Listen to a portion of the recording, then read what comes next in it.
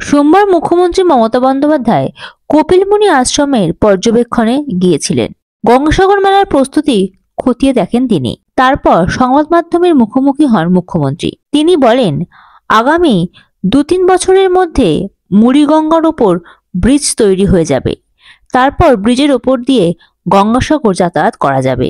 এছাড়াও তিনি আরো বলেন, গঙ্গাসাগর মেলা একদিন না একদিন জাতীয় মেলায় পরিণত হবে, কারোর দয়া ছাড়াই। একই সঙ্গে তিনি কেন্দ্র সরকারকে কটাক্ষ সুরে বলেন, কেন্দ্র সরকার কুম্ভ মেলায় হাজার হাজার কোটি টাকা দেয়, কিন্তু গঙ্গাসাগর মেলাতে কোনো টাকাও দেয় না। মুখ্যমন্ত্রী মমতা বন্দ্যোপাধ্যায় এই বিষয়ে আরো ঠিক কি বললেন শুনে নেওয়া যাক। আমি আপনাদের সকলকে অনেক ধন্যবাদ জানাচ্ছি। আপনারা স্থানীয় মানুষ, এখানকার তীর্থযাত্রীরা আস্তে আস্তে আসবে, সাধু সন্ত থেকে শুরু করে যারা বিভিন্ন দোকানদার, প্রশাসনের সবাই, স্থানীয় আমার ভাই বোনেরা, মায়েরা, আমার প্রবীণ এবং নবীন সকলকে সুন্দরবন মেলার, গঙ্গাসাগরের মেলার অনেক অনেক শুভকামনা জানাচ্ছি। আমরা কপিলমুনির আশ্রম প্রতিবারই দর্শন করি, এবারও দর্শন করা হয়েছে এবং আমি যিনি এখানকার চার্জে আছেন জ্ঞানদাস মহারাজ জি, তিনি অসুস্থ থাকা সত্ত্বেও অযোধ্যা থেকে তিনি কষ্ট করে এখানে এসেছেন এবং তিনি মন্দিরে ছিলেন এবং তার ঘরে আমি গিয়েছিলাম। আমি তাকে এটাই বললাম যে আমাদের রাজ্য সরকারের কাছ থেকে আগে তো গঙ্গাসাগরে কিছুই ছিল না, এই মন্দিরও জলে 3 বার ডুবেছে, 3 বার তৈরি হয়েছে এবং সমুদ্র সবসময় এগিয়ে আসে। এটা একটা প্রাকৃতিক প্রবলেম। আমরা যতটা পারছি করেছি এবং করছি। আগামী দিন আপনাদের মুড়িগঙ্গা ব্রিজে যাতে হয়ে যায় তার জন্য টেন্ডার কল করা হয়েছে। আগামী 2-3 বছরের মধ্যে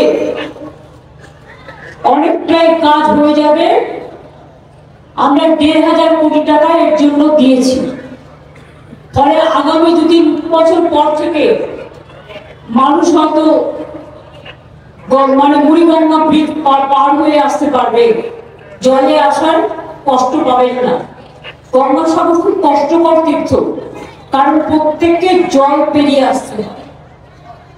আমি যেটা মহারাজকে রিকোয়েস্ট করেছিলাম, জ্ঞানদাস মহারাজ যিনি এখানকার চিফ,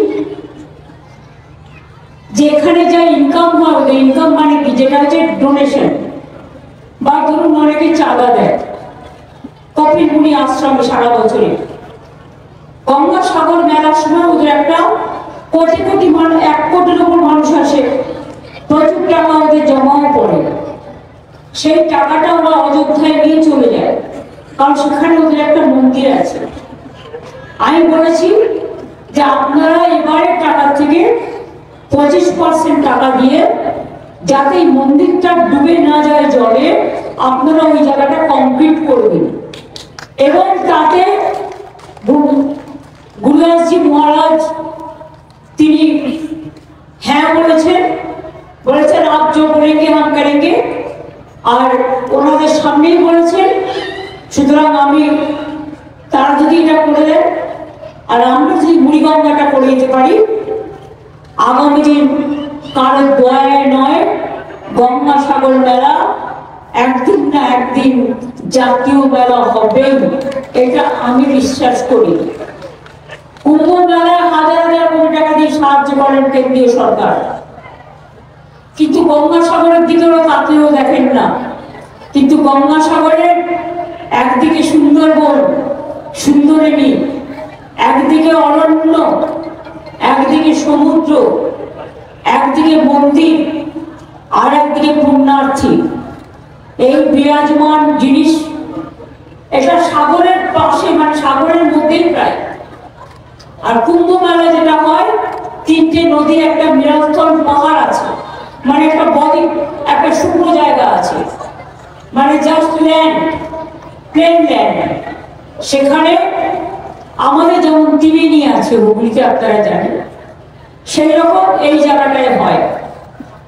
কাজে আর আমাদের এখানে যেটা হয় পুরো জল পেরিয়ে প্রায় জলের মধ্যে গঙ্গা স্নান করে মানুষকে জল পেরিয়ে এসে গঙ্গা স্নান করতে হয়, পুণ্যার্থীতে ফিরে যেতে হয় গঙ্গা স্নান করে। আপনাদের সবার সহযোগিতা আমরা আশা করি। Bureau report ND Bangla news. সবার আগে সব খবর, সঠিক খবর পেতে ফেসবুক পেজটি ফলো করে এবং ইউটিউব চ্যানেলটি সাবস্ক্রাইব করে রাখুন আর শেয়ার করতে ভুলবেন না।